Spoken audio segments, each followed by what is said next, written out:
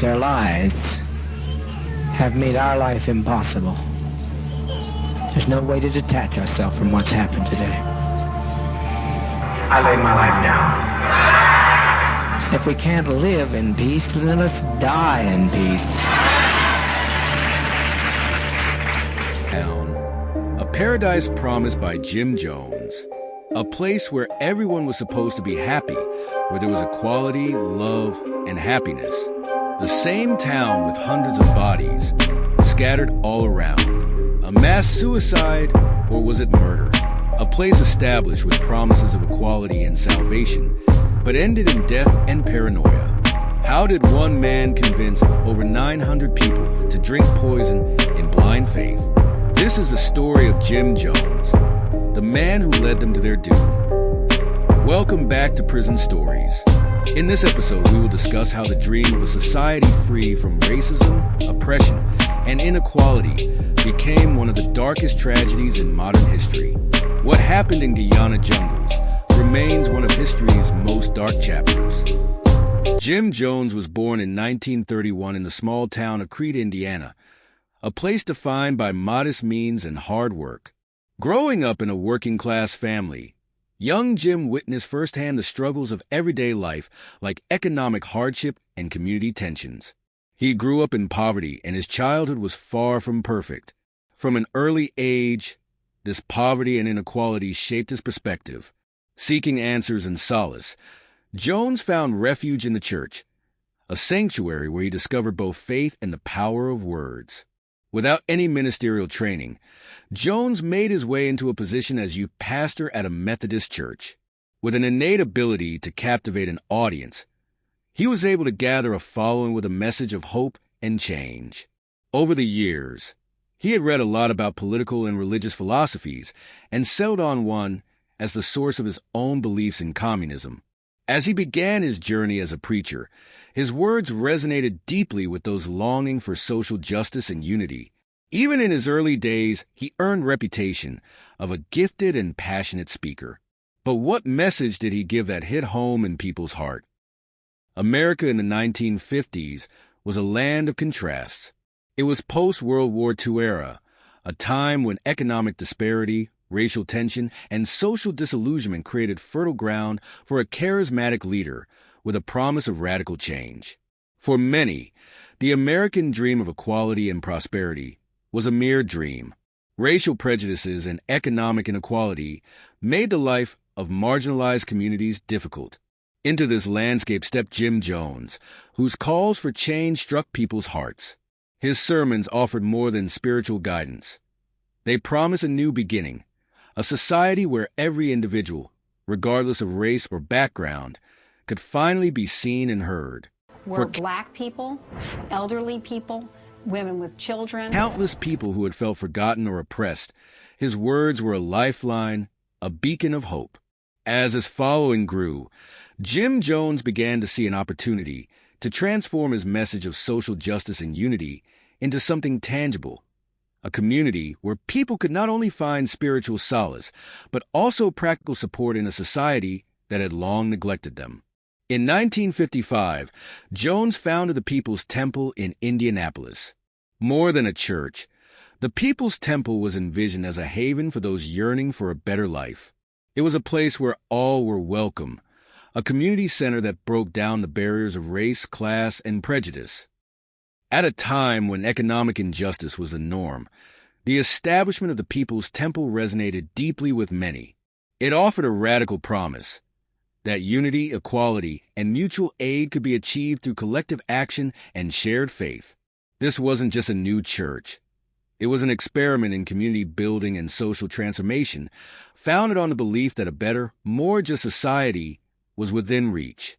As the People's Temple flourished, Jim Jones began to feel the mounting pressure of outside scrutiny. Investigations by the media and government agencies in the United States threatened the fragile utopia he was building. Determined to shield his community from external interference, Jones set his sights on a radical solution, moving his followers to a remote location far removed from the eyes of a skeptical world. In the early 1970s, Jones turned his attention to Guyana, a small, little-known country in South America. Its vast, untouched jungles offered the isolation he believed was essential for establishing a true socialist paradise. For his followers, it was a chance to build a community, free from the corrupting influences of modern society. Over time, the chosen site evolved into what would later be known simply as Jonestown. Members of People's Temple arrived in Jonestown with hearts full of hope, eager to embrace a life free of the constraints and injustices of the outside world. They envisioned a paradise in the Guyanese wilderness, where communal meals were not just about sharing food, but about sharing a future, and every sunrise brought with it the promise of equality and joy. In this early chapter of Jonestown, laughter and music often filled the air, neighbors helping neighbors, and tasks were carried out not as burdens, but as expressions of collective commitment. Children played freely on wide, open fields while adults gathered in the shade of towering trees to share stories and dreams. For many, Jonestown was more than just a refuge. It was a rebirth, a caring and carefree community that could overcome the darkness of the past. However, as the time passed, reality was becoming clear. Members were required to work from the early hours of dawn until dusk, 6 days a week, leaving little room for rest or personal reflection. Meals became monotonous and meager.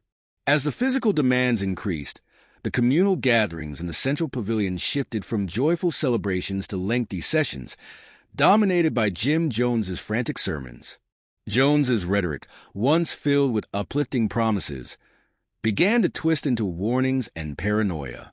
The early optimism gave way to an atmosphere of fear and suspicion. Instead of inspiring hope, the messages now served as a tool of control members' lives. By the summer of 1978, disturbing reports of abuse and coercion within People's Temple had begun to circulate far beyond the confines of Jonestown. Concerned relatives of Temple members and community advocates in the United States were growing increasingly alarmed by stories of mistreatment. Among those who took notice was Congressman Leo Ryan. Motivated by pleas from family members desperate for answers and the unsettling testimonies of defectors, Ryan organized a fact-finding mission to Guyana. What was about to happen? People play games, friend. They lie. What can I do about liars? Are you people going to leave us? I just beg you, please leave us. Accompanied by a small delegation that included journalists, concerned relatives, and government aides, Congressman Ryan embarked on a journey to find out the truth. Their objective was clear: to verify the troubling allegations and, if possible, help those seeking to leave the commune. Ryan and his team arrived in Jonestown on November 17, 1978. On that evening in Jonestown, the air was filled with the buzz of celebration. Congressman Ryan attended a communal dinner where smiling faces and the clink of shared dishes painted a picture of unity and hope. It appeared that the people of Jonestown were living the dream they had longed for. Yet, as the dinner progressed, subtle discrepancies began to catch Ryan's attention. Amid the exuberant chatter, he noticed that some smiles seemed strained, as if the joy was performed rather than felt. Few were able to convey in undertones that they wanted to leave. The happy faces at dinner were not so much a celebration of freedom as they were masks worn to hide the creeping despair of life under Jim Jones. In the midst of growing unease at Jonestown, Congressman Leo Ryan decided he could no longer stand by while members of People's Temple pleaded for help. After an evening that had begun with the deceptive warmth of communal celebration, Ryan gathered with a small group of defectors, residents who, with trembling hope, had confided their true feelings and desperate desire to leave the commune. Ryan and his delegation made their way to the nearby Port Kaituma airstrip. Their plan was simple and urgent: help those who had mustered the courage to escape the increasingly oppressive environment and return to the freedom of the United States. But as they were about to go on board, armed guards loyal to Jim Jones opened fire. There were guns and bloodshed. Shots rang out, shattering any remaining hope. Amid the mayhem, Congressman Ryan himself was struck. First, I wasn't even sure what that was. But then I realized, because people started screaming and running, that these were guns. Among those who were killed were Congressman Leo Ryan, NBC reporter Don Harris, NBC cameraman Bob Brown, San Francisco Examiner photographer Greg Robinson, and People's Temple member Patricia Parks. As the shooting subsided, some members of the group scrambled to board the nearby plane, wounded, terrified, but desperate to flee Jonestown.